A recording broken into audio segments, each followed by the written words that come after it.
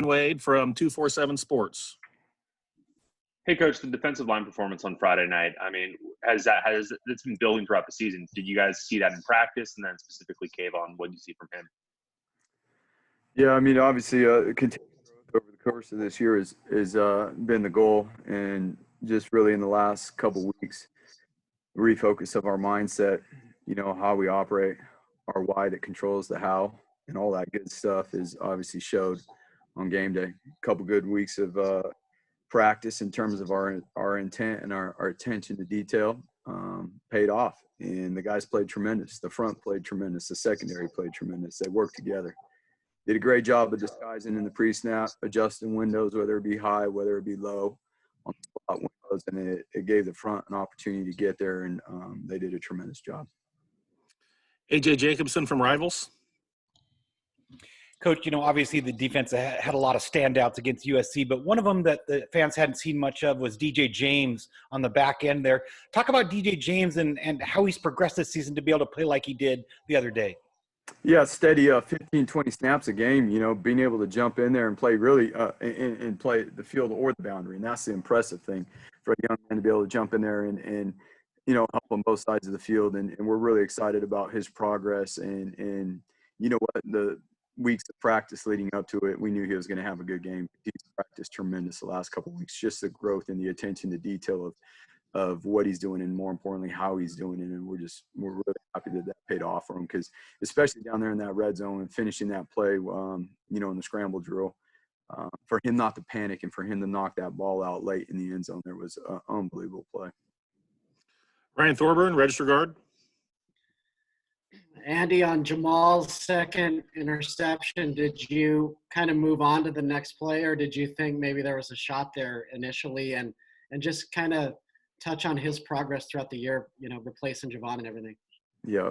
Well, Ryan, I guarantee you I moved on to the next play, because that was a very, very tight window there, right? So I was getting ready to move on to the next and just keep going. And, you take those when you get those. And his progress has been tremendous. And obviously you see what he's been able to do on the field and his growth. And trust me, there's plenty of things that he would tell you he needs to keep getting better at. But again, for this young man and how he's approached the last couple of weeks and the chip on his shoulder, after our last time we got to play, the chip on his shoulder has been tremendous in a good way in terms of getting back to our blueprint and doing things a certain way. And you know what they say, I mean, what you do in the dark comes out in the light, and that's what he's been doing behind the scenes has really come to show in a great way, and we just got to keep growing. Matt Preem, 247 Sports. In a year, in a year without spring football and the weird off season, how important are these 2 weeks now that you're going to get to continue to practice? And you mentioned how you had 2 weeks of good practice leading up to the championship game. Just the importance now of 2 extra weeks now of more development. Yeah, there's no question. And we got a lot of room to grow. I mean, we've learned a lot, obviously, over the course of this season. The road's been a little bit different traveled through the course of this year. Obviously, we were fortunate enough to obtain the same result as last year. In doing so, here in the next couple of weeks, we intend to fully grow forward and continue to build on the things we have in the last couple of weeks. We're excited about the opportunity we have, and we're obviously excited to be able to have the time, to continue to grow. James Crapia, the Oregonian. Andy, other than a couple of slips by Demo and Kale, you guys kept the top on the entire night, and the longest play other than those two, I think, may have been about 15, 16 yards. How satisfying was that, given that receiver core that you guys, like I say, other than 2 slips by your corners, they didn't get a long pass? No question, James. The guys on the perimeter did an unbelievable job against a really good wide receiver core.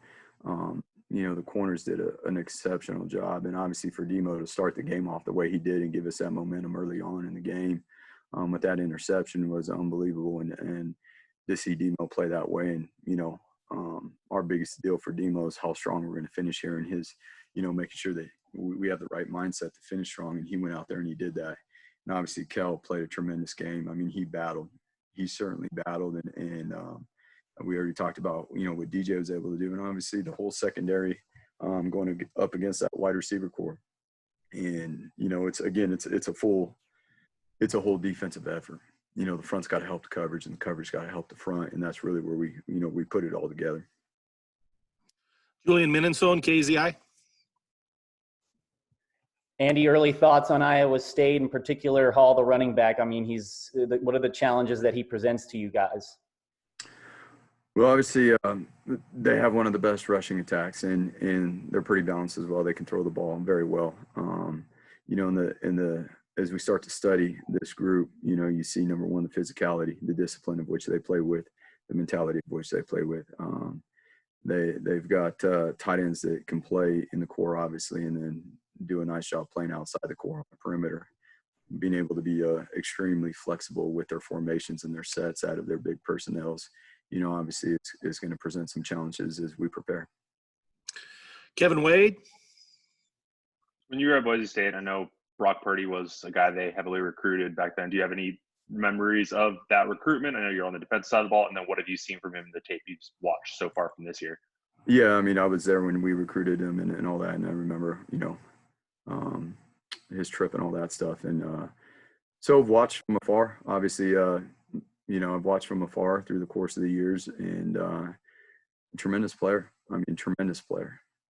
Great leader, comes from a family of, you know, with a sports background, and has that competitiveness and the leadership that it takes to be great at the position he plays. And obviously we've got a huge challenge on our hands.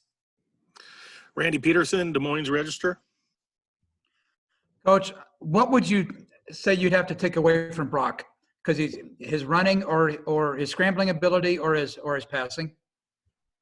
Well, I mean, that's the challenge anymore these days. All the quarterbacks, you know, everybody's mobile. Everybody can move in and out of the pocket. I think guys like Brock can do it in the pocket and obviously on the move as well. And he's a threat in the run game. Obviously, you gotta handle you know, all 11. You gotta count for him in the run game as well. Did you play in the 2002 game against Iowa State in the Humanitarian Bowl? Yeah. What do you remember about that? It's been a long time. Seneca Wallace, right? Yeah, Seneca Wallace was a quarterback. Yeah, he was. Yeah, I'm sorry. It was really cold that day. Yeah, it's not. Really cold. Let's go to Ryan Thorburn.